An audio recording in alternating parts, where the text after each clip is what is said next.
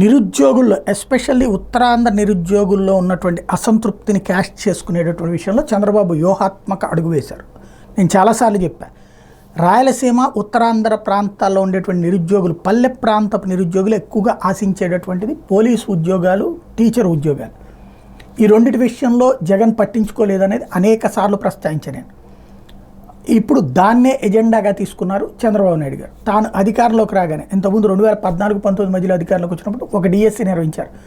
రెండో డిఎస్సి వచ్చేటప్పటికి మధ్యలో డ్రాప్ అవడం, అది తర్వాత వీళ్ళు వచ్చాక నిర్వహించడం జరిగింది. అంతకుముందు చంద్రబాబు గారు 2 డిఎస్సీలు చేశారు అంతకుముందు సీఎంగా ఉన్నప్పుడు. బట్ అవి 2 రిక్రూట్మెంట్ చేయలే. అవి మళ్ళీ జగన్ వచ్చాక చేసుకొచ్చినటువంటి పరిస్థితి.